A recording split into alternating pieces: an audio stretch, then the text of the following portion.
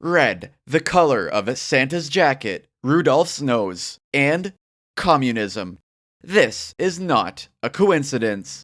Little Jimmy's family is poor because they are lazy. There are 168 hours in a week, yet his dad only works 120. And don't get me started on his mom. There are 207 mansions in the rich part of town, and she only cleans 19 of them. 19. Then there's little Jimmy himself. He is 9 years old, yet he doesn't even have the gumption to pretend he's 14 to go out and get a job. Their laziness created a mountain of medical debt, student loans, and credit card payments, meaning there is no money left for presents at Christmas. Yet Santa would give little Jimmy presents anyway. Little Jimmy obviously doesn't deserve nice things, so why should Santa provide them? Santa is circumventing the natural order and upsetting the delicate balance of society. If Jimmy gets free presents, the next thing he will ask for is free education or universal healthcare. Santa is radicalizing little Jimmy to overthrow democracy and create a communist hellhole. Little Jimmy deserves what his parents worked for. If that's black lung, mesothelioma, and a stump where their hand used to be, then that is God's will. If God wants little Jimmy to have nice presents next year, his parents will work hard, and money will trickle down to them from their benevolent employers.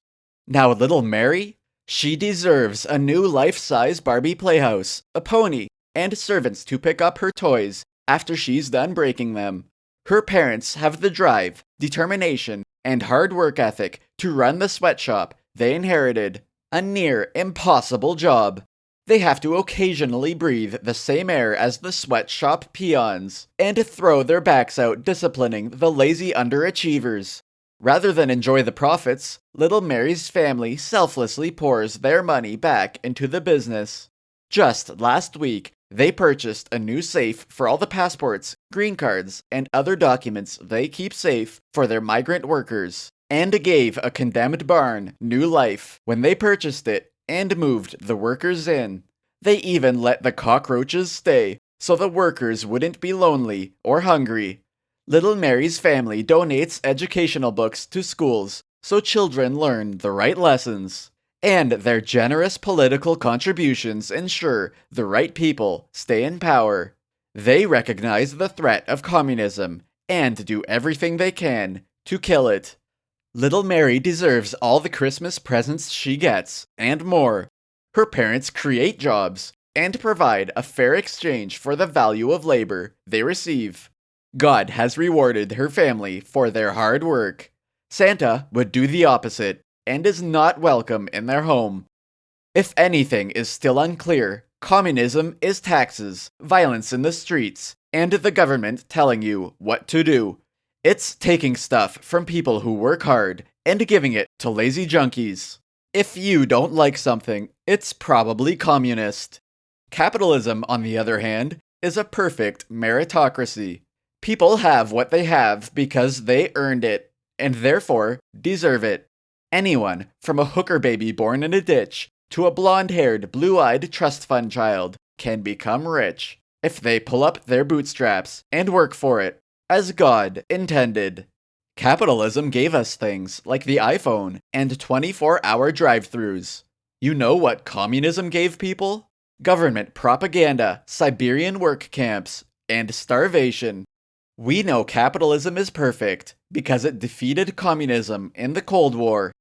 While the Soviet Union may have fallen, Santa escaped to the North Pole and continues the work of the Red Scourge. Underneath his red suit, you'll find his hammer and sickle tattoo, and the Communist Manifesto written on his back. Why else would Santa give presents to children equally? We already have the perfect distribution system. It's called money. If you want something, you work hard and buy it, not have something provided by an old man who watches children sleep. Santa belongs on a list and should not be celebrated. Be on the lookout for rhetoric from Santa's sympathizers. They claim giving presents to innocent children is good, regardless of how hard their parents work.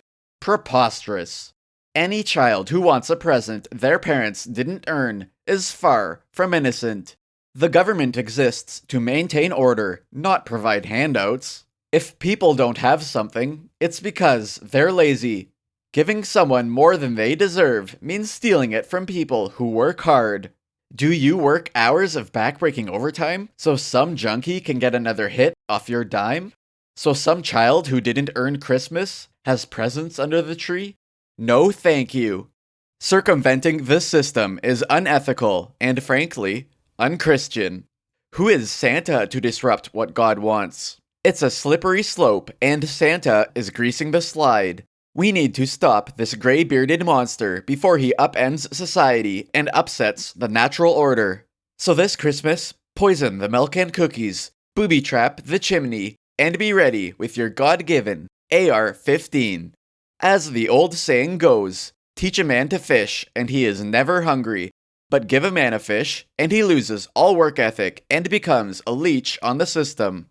Don't fall for Santa's jolly old man disguise and false benevolence. Santa is a dirty, no-good, God-forsaken communist.